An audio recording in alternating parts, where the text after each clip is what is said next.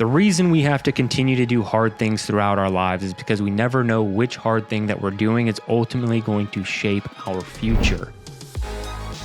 So today I'm going to be talking about the story of Admiral James Stockdale. A lot of people have heard of Stockdale. He was shot down on September 9th, 1965, leading a strike over North Vietnam. He was held a prisoner of war for over 7 years. He was tortured repeatedly, and he ultimately got through it through disciplined thinking that was eventually named the Stockdale Paradox, in which he was not overly pessimistic or overly optimistic. He was really just focused on the facts and moving forward. He found that the people who were too pessimistic would die of a broken heart, and the people who were too optimistic would die of the same reason, because ultimately they were not focused on what was in front of them. So today I'm going to be looking at his story through a different lens than just talking about the torture he went through or how long he was in captivity or all of the amazing things that he did, the standards that he held himself to, because oftentimes when we hear about these people, we look at them as if they are these fictitious heroes who were born to do the amazing thing that they did. But I don't think that's the case at all with Stockdale. So I am going to take my experience as a military officer and tell you what I think happened and how he ended up getting through this. So going back to kind of his backstory. So Stockdale was a kid from Illinois. He grew up in the Depression. And there's nothing really special about his background. I do think people growing up in the Depression may be a little bit harder than kids these days, but he worked hard. He made it to the Naval Academy and he became a pilot. Now, by age 37, he was a commander, and he was on track for high command. Like you could tell just by looking at his career, and that's what I was looking at in researching Stockdale.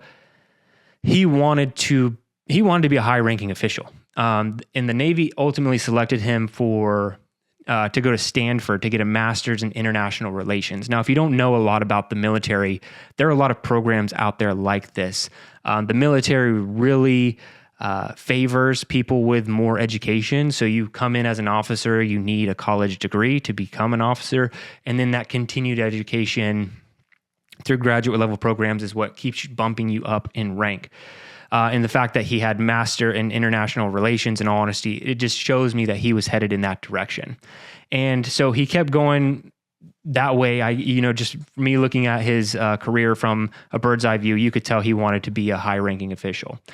But here's the thing, like a fighter pilot, someone who has to sit in a class and learn, like this is ultimately not a fun thing for a dude who wants to be in combat, a guy who came in, was a test pilot, all these things. He didn't want to do these things, but also at the same time, he wasn't going to slack, right? So he wasn't going to half-ass anything. So while at Stanford, he took some philosophy courses during getting his master's in international relations, and it introduced him to stoicism. So why he selected this, we don't know. We don't know what the big why behind it, but he specifically latched on to Epictetus, who's a crippled Roman slave who wrote about suffering and control. No better teacher for what Stockdale was about to experience. But ultimately, this was his selection, and he nerded out on it, right? He had a mentor who guided him through this thing, and this is what he wanted to do. And so he was going through his education, and the hard thing that he selected was going through philosophy courses and actually trying hard. Like he was actually going through the philosophy courses and putting in an effort. And then after he did that, 3 years later, he's back in the cockpit where he wants to be, and he's leading a strike over North Vietnam when his A4 Skyhawk takes fire and he ejects. And there's a very famous quote about Stockdale, and it goes like this. As he's falling through the sky, his thought was, "I'm leaving the world of technology and entering the world of Epictetus." That is what he said he was thinking as he was ejecting from his aircraft. Now, if you just think about that for a moment, how incredible it would be to have that level of awareness to be like, wow, old life is gone. Like what I have been doing all this time is gone. Like I'm entering in a different world. And so somewhere between the missile strike and hitting the ground, he made a decision. He was going for disciplined thinking. And that's what was going to get him through this. Not blind optimism, not pessimism, but just disciplined thinking. So what happened next is really brutal. He beat his own face with a stool because he didn't want to be used as propaganda. He's one of the highest ranking naval officers to be captured. And so they repeatedly wanted to use him in their propaganda films and things that they were trying to create. So he beat his face with a stool. So he couldn't do that. They tortured him repeatedly. He spent months in leg irons, solitary confinement. The list goes on and on.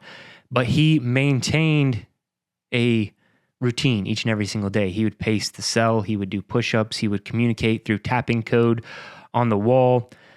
He would do all of these things to stay mentally engaged. And he oftentimes was reciting Epictetus during torture. And he just decided that this is what he was going to do. And this happened for 7 years. So his approach became now what we know as the Stockdale Paradox, where it's not about being optimistic or pessimistic. I kind of went over that. So anyway, going back to his selection, like I said, maybe growing up in the Depression hardened him to some degree. But at the end of the day, he decided to take a course in philosophy during his international relations master's degree. And that is ultimately what I think saved his life. And would we even know who Admiral Stockdale was today if he hadn't taken those philosophy courses, or better yet, if he had not taken them seriously? Like I said, this was a fighter pilot who wanted to fly. He wanted to be on the fast track for higher command. I don't know how interested he was in actually taking these courses, but something about stoicism landed with him. So he took the courses and he took them seriously. And he could have just skated through. He could have just passed. Look, I've seen this over and over again as a military officer. When we're forced to go through continuing education, yeah, a lot of us will take it seriously, but ultimately there are a lot of guys who are just trying to get through it. They just want to push through, check the box so they can get the next rank. And he was not that guy, because when the missiles came, he didn't have time to learn stoicism. He either had it or he didn't. And he had it because years earlier, even in what was probably an easy class, he did the work. He engaged with material. He let it stick. Stockdale is the perfect example of one of my favorite quotes from Seneca. If you would not have a man flinch when the crisis comes, train him before it comes. Stockdale trained before the crisis, not with survival school, not with SEER training, with philosophy class that probably seemed like the easiest option on the course list. So why do hard things? Because you learn about yourself in the process, and you never know what small uncomfortable choice you make today becomes what saves your life tomorrow. The reason I wanted to point this out and look at it through a different lens with Stockdale is he could have picked easy, right?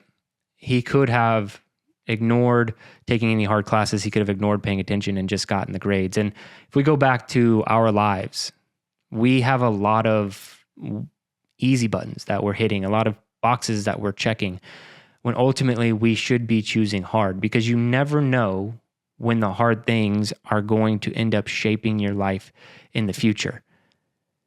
So each and every single day, you have a choice to hit snooze on the alarm clock or get up and do the thing.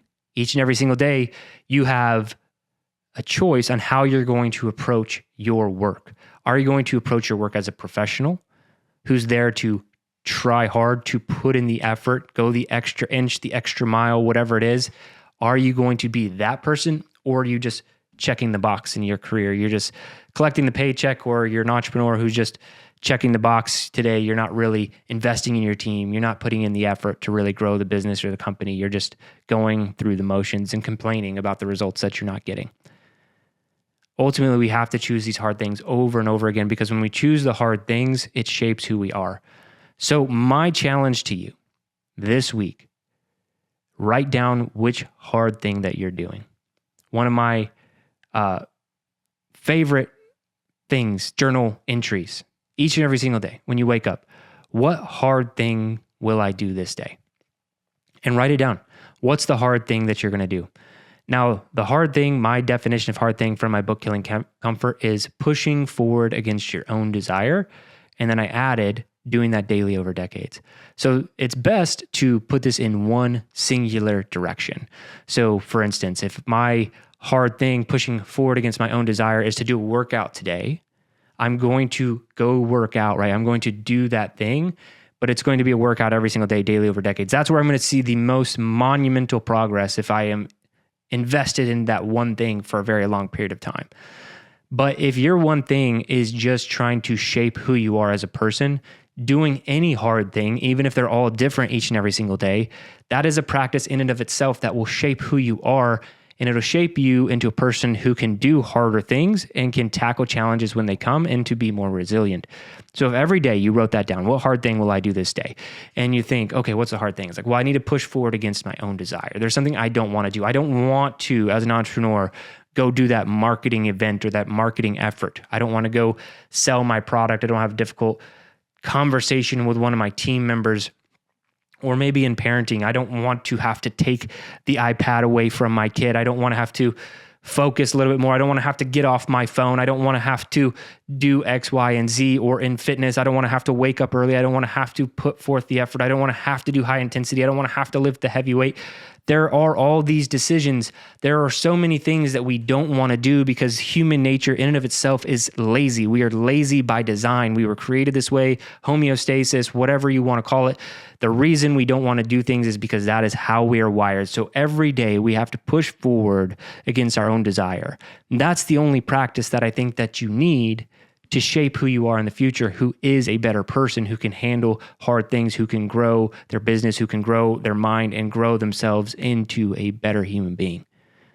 So if you take anything away from this, it's do hard things because you never know which hard thing is going to ultimately shape your life.